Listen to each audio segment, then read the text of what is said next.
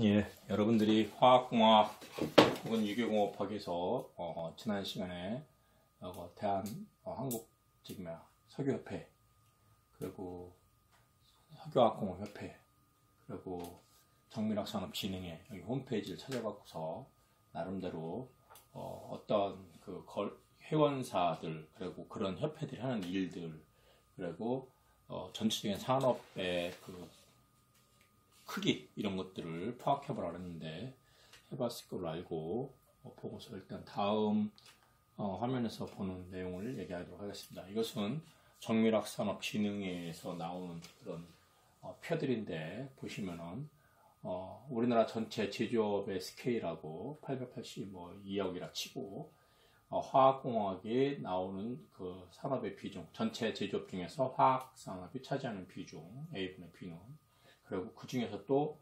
정밀학산업이 차지하는 비중. 그러니까 A분의 C 같은 경우는 전체 우리나라 그 제조업 중에 정밀학산업이 차지하는 비중을 비율로 다내고 있습니다. 이런 내용들이 이게 한국정밀산업진흥회 홈페이지에 가면 있는 내용들인데, 아까 얘기한 대로 대한석유협회, 거기는 정유업체들이라고 했었죠. SK, GS, H오일, 현대오일, 그렇죠. 그리고 S오일, 이 네 개가 우리나라 정유사라고 했습니다. 이거 다음 요 정유사에서 다음 단계로 넘어가는 파이프라인에 의해서 석유화학공업이 진행되는데, 거기는 업체 수가 좀 많죠. 여러분이 알고 있는 요새 많이 나오는 롯데케미칼, 그런 데도 그 석유화학공업협회 대명사죠. 롯데케미칼 같은 경우는 롯데그룹이 여러분이 알다시피 롯데껌이 일본에서 이제 신격호 요번 1월달인가 2월달에 이제 돌아가신 양반인데, 그 양반이 롯데껌을 개발하면서 돈을 벌었답니다. 그래갖고서 이제 화학산업, 그리고 이쪽 서비스 산업에 발전했는데, 워낙 신격호 씨가 화공과 출신이에요. 화공과 출신이기 때문에 화학에 대한 그런 애정이 많아요. 그래서 신격호 씨가 껌을 만드는 것도 여러분들 알다시피 껌이 화학 제품이죠. 거기다가 향료를 넣어서 만든 거거든요. 그런 거를 개발을 했던 거예요. 나름대로 히트 쳤다는 얘기를 했는데, 그래서 지금 롯데가 롯데 호텔이나 롯데 쇼핑, 롯데 이런 것들이 대세인 것 같지만 신격호 회장의 전공이 화공이기 때문에 화공에 대한 미련이 많습니다. 그래서 요번에 이제 삼성 토탈을 인수해갖고서, 그건 하나토탈인가요? 그러고서 이제 하나 쪽에서 롯데 쪽으로 이제 삼성에서 이전 삼성정밀화학이죠. 삼성정밀화학이 롯데케미칼로 바뀌면서 롯데그룹이 이제 케미칼 쪽에 상당한 영향력을 발휘하고 있는데, 하여간 석유화학공업협회 사이트에 가면은 그런 관련된 납사를 크래킹해갖고서 폴리머를 만들고 화학산업의 원료를 만드는 회사들이 쭉 리스트업되어 있습니다. 그리고 그 화학 원료를 가지고 의약품 만들고 화장품 만들고 유지 만들고 하는 회사들이 바로 정밀화학산업의 진흥에 포함되어 있습니다. 그래서 이 정밀화산업진흥회 산하에 가면은 또 의약품대로, 화장품대로 또 협회가 또 있습니다. 그래서 화장품 같은 경우는 여의도 국회의사당 앞에 대한화장품협회라는 사무실이 있습니다. 아주 크죠. 그래서 거기는 여러분이 잘 알다시피 우리나라의 화장품 산업의 대부는 어디예요? 네, 아모레퍼시픽이죠. 그래서 아모레퍼시픽이 지금도 대한화장품협회 회장을 맡고 있습니다. 서경배 회장이. 그러고서 거기에는 이제 상근 부회장이, 회장은 서경배 회장이 맡고 있는 거고, 상근 부회장이 이제 아모레 출신들이 거기서 이제 주로 활동을 많이 하는데, 어느 산업에 비해서 화장품 산업협회가 하는 일들이 많아요.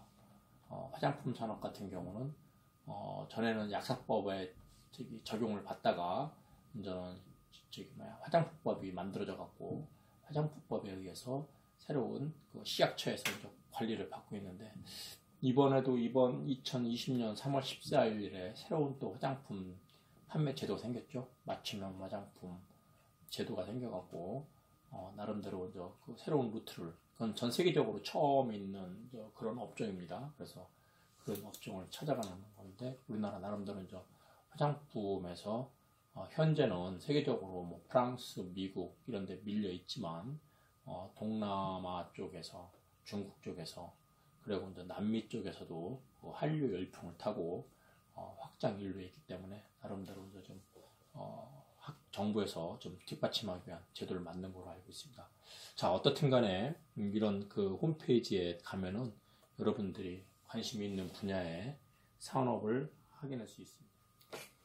예. 현재 이제 공업화학에서 우리들이 이제 볼 수 있는 것은 화학공학과 공업화학 발전을 위해서 어떤 것들이 신제품 개발에서 해야 할 일들인가. 그래서 새로운 그 기존에 있는 기술을 이용하는 것, 종래의 기술을 좀 더 업그레이드 시키는 것들을 필요가 있죠. 그래서 실은 발전이라는 것은 어느 날 갑자기 하늘에서 뚝 떨어지는 그런 건 별로 없습니다. 기존에 있던 것을 개량 하는 그것들이 좋은 방법 중에 하나일 수 있습니다. 그래서 그런 일들을 많이 해야 된다 하는 차원이죠. 그래서 이렇게 기존에 없던 새로운 물질을 합성하는 것도 좋은 일이고, 기존의 물질을 갖다가 부분적으로 이렇게 변환시켜서 업그레이드 시키는 것도, 즉 모디피케이션이죠, 하는 것도 필요한 일이고, 그 다음에 여기 합성 단계를 갖다가 그 축소시키는 거, 그죠?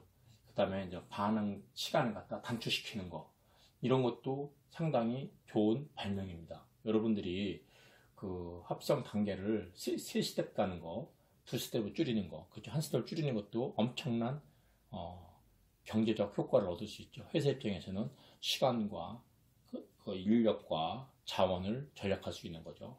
반응 시간 단축했다는 것도 10시간 돌려서 제품이 하나 나오는 걸 갖다가 7시간 만에 나왔다. 그럼 3시간 동안에 인력과 그 에너지를 세이빙할 수 있는 아주 좋은 제도입니다.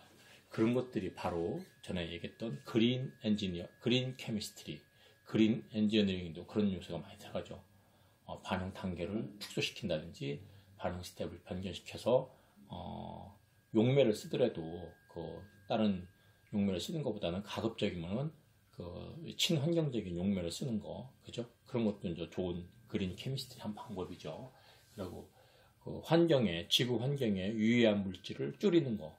뭐 전에 한번 얘기했었죠. 반도체 세정에 전에는 트리크로에틸렌 같은 그런 그 CFC 화합물을 썼었어요. CFC가 뭐라고 그랬어요? 크로로, 플로로, 카본, 그죠? 그런 화합물들을 썼는데 지금은 그런 걸 안 쓰고 초순수를 쓰죠. 그럼으로써 CFC의 단점이 뭐예요?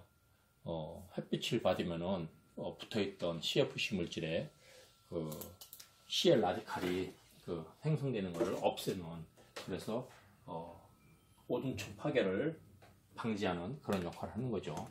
여러분들이 CFC라는 것이 뭐 낯설은 사람도 있겠지만 CFC라는 게 뭐예요? CFC, 크로로, 플로로, 카본이에요. 그래서 어떤 카본 물질에 에탄 같은 경우 6개를 붙는데 그 플로로가 이렇게 붙는다. 그럼 나머지는 CL이 붙을 수 있다. 이런 식으로 쓰는 거죠. 그쵸? 그래서 이 염소는 햇빛을 바르면 라디칼로 분해가 돼요. 이렇게 떨어져 나와요. 이 라디칼이 뭐를? 오존층을 파괴함으로써 지구의 온난화의 주범이 되죠. 그래서 전 세계적으로 이런 CFC 화합물 사용을 줄이자라는 것이 몬트리올 이정, 캐나다 몬트리올에서 협약을 했기 때문에 그걸 지켜나가고 있습니다. 그런 일들이 바로 그린 케미스트리고 그린 엔지니어링이에요. 그래서 우리는 그런 거에 아마 화학공학이 좀 더 나갈 길은 지구 환경을, 흔히는 그러죠. 지구 환경을 오염시킨 건 화학이지만 화학이 지구를 또 살릴 수도 있다. 이렇게 얘기하죠. 그래서 지난번에 얘기했던 사이언스와 테크놀로지의 관계입니다. 새로운 사실을 알기 위해서는 그 도구를 개발하는 기술이 발전돼야 되고, 기술의 발전을 통해서 인간 생활을 풍요롭게 하려면 아는 게 있어야 된다. 사이언스가 필요하다. 이 얘기죠. 그래서 사이언스와 테크놀로지는 상호 보완 관계인 것처럼 화학과 환경도 마찬가지입니다. 그래서 환경을 오염시킨 것도 화학물질이라면은 지구를 그런 오염으로부터 해방시킬 수 있는 것도 화학이라는 겁니다. 그래서 여러분들은 좀 더 자기 하는 일에 자긍심을 갖고 기존에 있던 걸 갖다가 확실하게 체크한 다음에 새로운 것을 발견하고 만들어가는 거. 혹은 카이센이 뭐예요? 개선이죠, 개선. 일본에서는 카이센이란 말을 엄청나게 많이 쓰는데 그게 대명사가 도요다죠. 도요다가 이제 자동차에서 그 카이센, 즉 개선이라는 작업을 통해 갖고서 세계적인 제조 공정의 그 효과를 얻었던 회사입니다. 어떻든 간에 화학공학과 공업화학이 있어 갖고서 상황한 신제품 개발을 하기 위한 것들은 카이센 내지는 신제품 개발하는 방법에 여기에는 그린 케미스트리와 그린 엔지니어링이 따라가 수반되어야 된다라는 얘기를 하고 있습니다. 보시면은 여러분들이 어떤 그 새로운 화학에 있어서 공정 기술이라는 게 필요해요. 공정 기술. 아까 얘기했죠. 새로운 신물질은 사이언스에서 개념에 아는 것 심해라 만들어진다면은 그 신물질을 개발하기 위한 공정이 필요한 거예요. 그죠? 그러니까 실험실에서 비커워크로 하는 거하고 공장 스케일로 하는 거하고는 엄청난 차이가 있어요. 그래서 실험실에서 만들어지는 그 물질을 공장의 제품화로 가기까지에는 많은 공정이 필요하다는 얘기예요. 그래서 공정 기술이 무엇보다도 중요하고 거기에는 우리 물질을 다루는 공업화학적인 케미스트리를 좀 더 인더스트리얼 케미스트리 공업적으로 승격시키기 위해서는 케미컬 엔지니어링적인 공정이 필요하다. 그렇게 얘기할 수 있습니다. 그래서 그런 공정 기술에는 여기 보시는 바와 같이 그 저부가가치의 화학 물질을 갖다가 화학 소재를 새로운 공정 기술을 통해서 고부가가치의 화학 물질을 만드는 거 엄청나게 중요한 거죠. 이게 이제 리엔지니어링 혹은 엔지니어링 스트럭처 이런 표현들을 많이 써갖고서 다시 이제 공정을 바꿔가는 그런 것들 많이 쓰죠. 거기에는 단순한 지식이 아니라 보시는 바와 같이 여러 기술이 미세 기술들이 복합적으로 참여를 합니다. 복합적으로 이런 것도 분석 기술, 측정 기술, 무슨 표면 기술 이런 기술들이 다 단위 기술들이죠. 단위 기술들. 이 단위 기술들이 이 새로운 공정에 녹아들어져야지만이 저부가가치의 화학물질을 고부가가치의 화학물질로 만들 수 있다는 거. 그러니까 자기가 하는 일에 대한 자긍심을 가져라 하는 얘기를 다시 한번 하고 있습니다. 그럼으로써 우리는 새로운 나노 스케일의 요즘에 이제 나노 테크놀로지, 그 다음에 이제 IT 이제 새로운 그 인포메이션 테크놀로지죠. 이건 나노 테크놀로지, 인포메이션 테크놀로지. 여기에서 우리가 반도체의 발전이 전자산업의 발전일 것뿐만 아니라 인간을 ICT 산업, 즉 인류를 요즘에 이제 통신망으로 통해서 새로운 세계를 접하게 해주는 거죠. 여러분 생각해 보세요. 인터넷이라는 것이 나온 지가 얼마나 됐는가? 얼마 안 됐습니다. 물론 여러분이 볼 때는 여러분이 태어났을 때부터 인터넷이 있었다라고 얘기할 수 있겠죠. 1990년대 초반이에요. 월드 와이드 웹 해갖고서 www 이게 나온 지가 그렇게 오래되지 않았어요. 1990년도 같으면은 저 같은 경우는 이제 한참 결혼해갖고서 애를 이제 깐나내기는 할 때 그런 애 정도인데 지금 보면은 1990년대부터 지금까지 몇십 년이에요. 10년 한 30년 정도 얘기해요. 별로 긴 역사를 볼 때 오래된 게 아닙니다. 그때 당시 초창기에 하기사 제가 1977년도에 그 컴퓨터 동아리에 가입한 그런 회원인데 그때 당시 뭘 했는지 아세요? 용산에 있는 KCC에 대형 컴퓨터 구경 갔었어요. 견학을 갔었어요. 그랬는데 군대 갔다 온 82년도에 애플 8비트 컴퓨터가 그 동아리방에 딱 있더라고요. 그 한 대를 놓고 얼마나 많은 회원들이 그걸 해보고 싶어 갖고서 그랬겠습니까?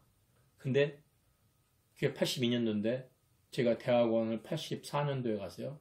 근데 85년도에 논문을 컴퓨터로 워드 작업을 하고 통계 처리를 하는 사람도 많았었고요. 저는 그런 엔지니어링이 아니니까 워드 작업하는 정도로 썼었어요.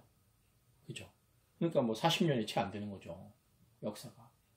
물론 컴퓨터 역사는 오래됐지만 우리 개인 퍼스널 컴퓨터가 도입된 거는 82년, 83년 얼마 안 된 거예요. 자, 어떻든 간에 그래서 6대 신기술이 뭐예요? NT, IT, BT. BT는 뭐예요? 바이오 테크놀로지죠. 바이오 테크놀로지. 그 다음에 유엔점, 정밀화학이 화인 케미스트리인데, 여기 환경 기술, Environmental Technology, ET, 그죠? 여기 하나 빠진 게 뭐예요? ST, Satellite, 위성 기술. 물론 우리는 뭐 FT라고 얘기해도 좋고요. 아니면 CT라고 뭐 Chemistry Technology라고 얘기해도 좋고, 또 어떤 사람들은 CT를 Cultural Technology, 문화 기술이라는 표현을 쓰기도 합니다.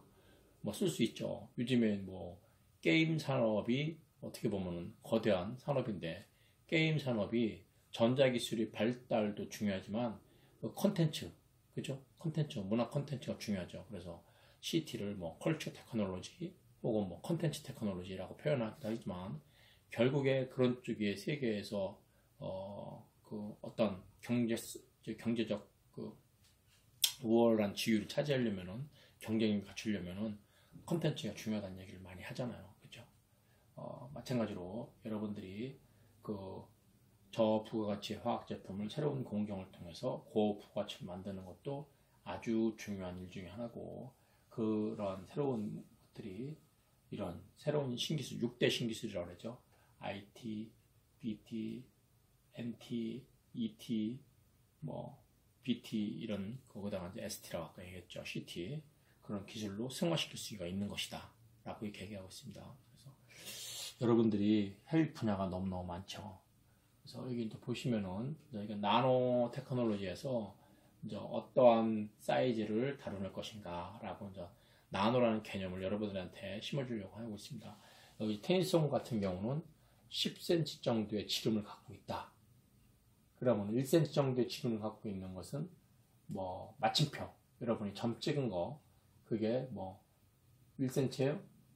1cm, 제가 볼 때 1cm 안 되는데 그 여러분들이 복사용지 사이즈가 1mm, 마침표 사이즈가 1mm 정도, 뭐 그런 정도 되고, 다음에 100마이크론 정도 되는 것이 그 소위 말해서 이제 그 머리카락 굵기 정도. 이거는 뭐 딱 이 수치가 아니라 점점 작아지는 거니까. 그 다음에 여러분들이 볼 수 있는 1마이크로미터가 이제 미토콘드리아고, 요즘에 그 뜨는 바이러스가 약 그 100나노미터 정도. 100나노미터. 자, 여기서 그러면은 단위 환산을 여러분들이 한번 접도를 통해서 해볼 수가 있는데, 우리가 소위 말해서 그 마이크로 작은 사이즈 단위로 갈 때 어떻게 지금 분리가 있나요?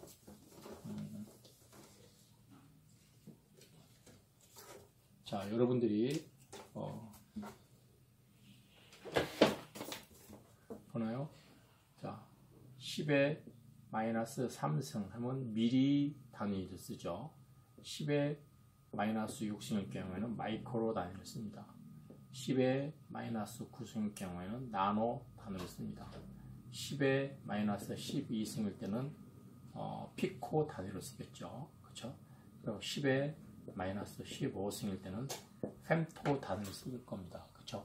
뭐 큰 사이즈로는 10의 3승은 뭘 써요? 10의 3승은 키로 단위를 쓸 거고, 10의 6승은 메가 단위를 쓸 거죠. 그죠? 그리고 10의 9승은 무슨 단위 쓰죠? 기가 단위를 쓰겠죠. 그리고 10의 12승은 테라 단위를 쓰겠죠. 그죠? 이런 그 접두어가 있는데, 이 10의 플러스 승일 때는 대문자를 씁니다. 그리고 마이너스 승으로 쓸 때는 소문자를 쓴다는 거 여러분들 알고 있을 거고, 이런 것은 단위에서 소문자, 대문자 쓰는 거 구분해 줘야 됩니다. 마이크로 아래로 마이너스로 갈 때는 소문자, 그 위치 1보다 큰 쪽으로 갈 때는 대문자. 그리고 여기 369로 나갔던 이유는 서양에서 숫자를 영어로 표현할 때 이 세 자리마다 나오죠. 그죠? thousand, million, billion. 그죠? 그렇기 때문에 걔네들 369 단위로 맞춤을 합니다.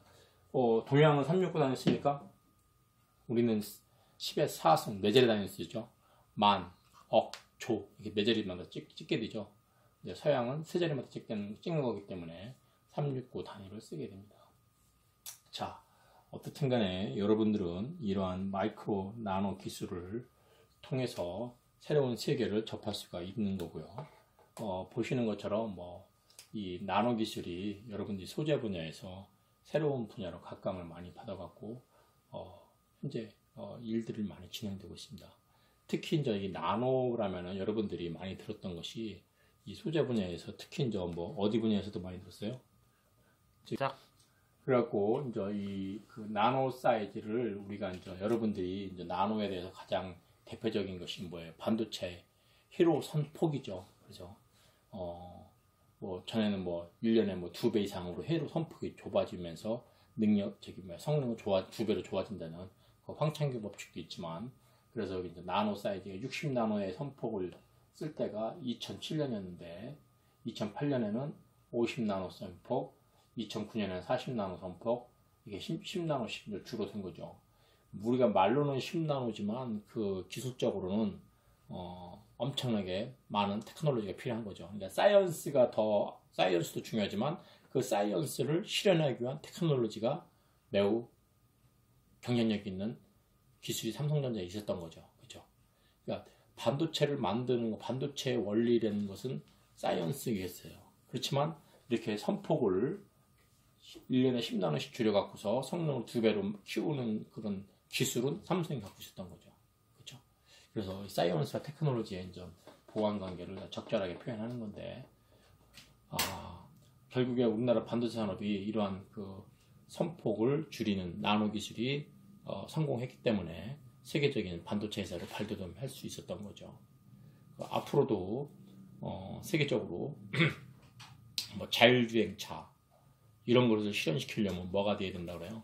5기가 통신망이 갖춰져야 되고, 그렇기 때문에 이 5기가의 5세대, 5기가나 5G니까 5세대죠.